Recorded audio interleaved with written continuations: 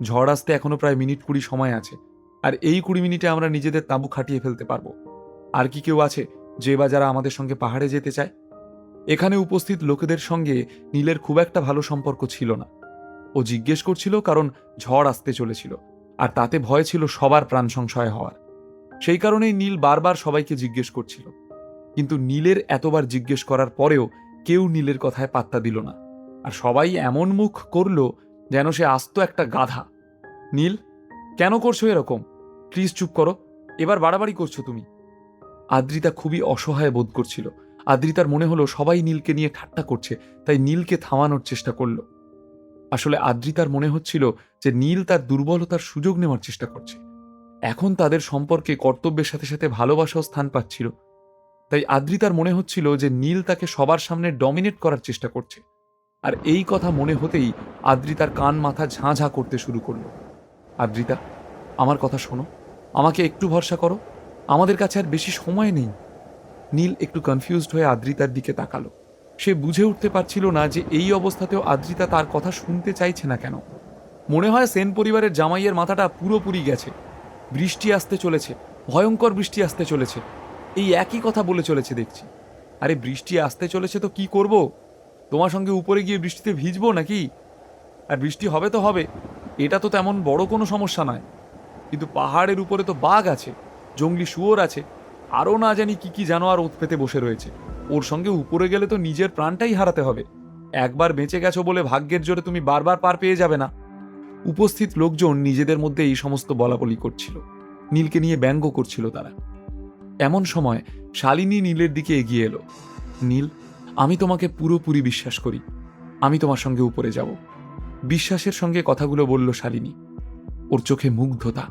দিদি, এসব কি বলছিস তুই? সৌরভ খুবই ভয় পেয়ে গেল। তুই তো জানিস যে পাহাড়টা কতটা বিপজ্জনক। দেখলি না সকালে আমাদের সঙ্গে কি কি হলো? সৌরভ ঠিক কথাই বলছে, আমাদের ওই পাহাড়ের উপরে যাওয়া ঠিক হবে না। শালিনীর জেদ দেখে বাকি লোকজন শালিনীকে বোঝানোর আপ্রাণ চেষ্টা করতে লাগলো, যদিও বুঝিয়েও বিশেষ লাভ হলো না। সিদ্ধান্তে কোনো বদল আনা গেল না। শালিনী মনস্থির করে ফেলেছিল নীলের সিদ্ধান্ত ঠিক না ভুল সেসব নিয়ে শালিনীর বিশেষ মাথা ব্যথা ছিল না। আদৌ ঝড় আসবে কি আসবে না সেসব নিয়েও বিন্দুমাত্র চিন্তিত ছিল না শালিনী। সে শুধু চোখ বন্ধ করে নীলকে বিশ্বাস করতে চাইছিল। শালিনী, দয়া করে আপনি এই অপদার্থটার সঙ্গে পাহাড়ের উপরে যাবেন না। কে জানে ও মনে মনে কি ভাবছে। এমনিতেও আজ সকাল থেকে যা যা ঘটল তাতে নিজেকে মহান ভাবতে শুরু করেছে। ইনফ্যাক্ট এই ওষুধ বানানোটাও শুধুমাত্র একটা কোইন্সিডেন্স ছিল, আর কিছু নয়। ওর কথায় বিশ্বাস করার কোনো প্রয়োজন নেই। নীলের কথায় শালিনীর মতো একটা মেয়ের জীবন নষ্ট হবে, এটা কিছুতেই মেনে নিতে পারল না লোকজন। অদিতি তখনও বেহুশ হয়ে মাটিতে পড়েছিল। কুণালের চিন্তা এখনও কমেনি। অমিও একবার মন দিয়ে অদিতিকে দেখল, তারপর নীলের দিকে তাকিয়ে চিৎকার করে বলে উঠল, আমি বুঝতে পেরে গেছি, আমি সব কিছু বুঝতে পেরে গেছি নীল। তোমার সমস্ত জারিজুরি ধরা পড়ে গেছে। তুমি নিজেও জানো তোমার ওই ফালতু ওষুধে অদিতি কিছুতেই সুস্থ হবে না। তাই জন্য এখন সেদিক থেকে সবার মনোযোগ সরানোর জন্য একটা নতুন খেলা শুরু করে দিয়েছ। অমিয়র মুখে এই কথা শুনে বাকি লোকেরাও তাদের সহমত পোষণ করতে লাগলো। এসব দেখে প্রচণ্ড রেগে গেল নীল। রাখবে নাই বা কেন? একে তো সকাল থেকে সে তাদেরকে বাঁচানোর জন্য এত পরিশ্রম করলো, কিন্তু এই অকৃতজ্ঞের দল তাকেই নিজেদের খোরাক বানিয়ে ফেলছে, তাকে নিয়ে সমানে ঠাট্টা করে যাচ্ছে, অপমান করে যাচ্ছে। এই তুমি চুপ করো তো, আমি তোমার মুখ থেকে আর একটা কথাও শুনতে চাই না, প্রচণ্ড রাগে নীল বলল। অমিয় নির্লজ্জের মতো অহংকারে অন্ধ হয়ে নীলকে বলতে থাকলো, কি আমি ঠিক ধরে ফেলেছি তাই না? আসল কথাটা বেরিয়ে পড়তেই এখন বাবুর রাগ দেখানো হচ্ছে। অমিয়র মাথায় বেশ বুদ্ধি আছে বলতে হবে, না হলে তো নীল এখান থেকে এক্ষুনি পালানোর তাল করছিল। কি বলছো কি? ডোন্ট টেল মি যে এই অপদার্থটা এখান থেকে পালানোর চেষ্টা করছে। আমি তো আগেই বলেছিলাম যে ওর মতো একটা ফালতু ছেলের উপর ভরসা করা একদম ঠিক হচ্ছে না। এখন এই সমস্ত ভণ্ডামি ধরা পড়ে গেল তো। এক এক করে সকলেই অমিয়র কথায় উত্তেজিত হয়ে পড়ল।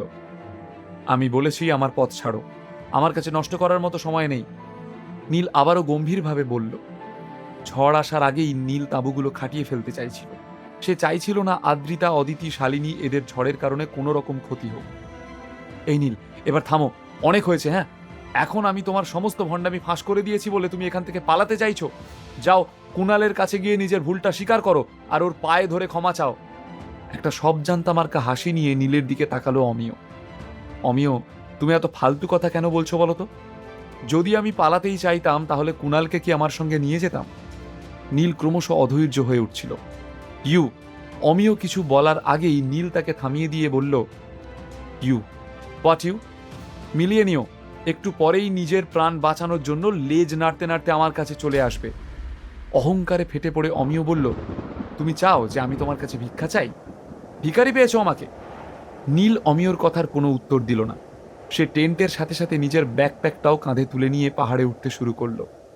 কিছু দূর গিয়েই সে পেছনে ঘুরে অমিয়র দিকে তাকিয়ে বলল, এখনো সময় আছে, নিজের ভুল শুধরে নাও, না হলে একটু পরে যখন নিজের প্রাণ বাঁচানোর জন্য চিৎকার করবে তখন আমি কিন্তু আর আসবো না। তুই শুধু একটা অপদার্থ, বুঝলি? সাহস থাকে তো নিচে নেমে এসে কথা বল। এই কথা বলতে বলতে অমিয় নিজের শার্টের হাতা গুটিয়ে নীলকে মারার জন্য উদ্যত হলো। কিন্তু তখনই অবন্তিকা এগিয়ে এসে অমিয়র হাত ধরল।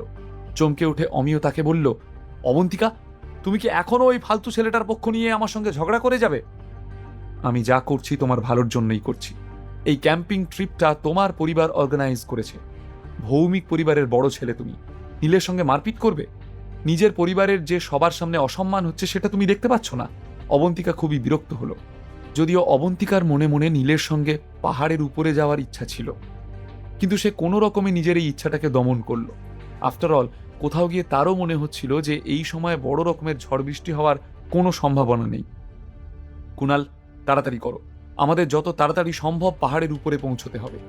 একটু পরেই বৃষ্টি শুরু হয়ে যাবে। এখনই তাড়াহুড়ো না করলে আমরা আর তাঁবু খাটানোর সময় পাবো না। নীল বেশ চিন্তিত হয়ে পড়েছিল। ঠিক আছে, কিছুক্ষণের জন্য আদ্রিতা দেখাশোনা করুক অদিতিকে, ততক্ষণে আমরা দুজনে মিলে তাঁবুটা খাটিয়ে ফেলব। কুনাল কোনো রকম ভনিতা না করে উত্তর দিল। কিন্তু এখনও বাকিদের মন থেকে সন্দেহটা গেল না।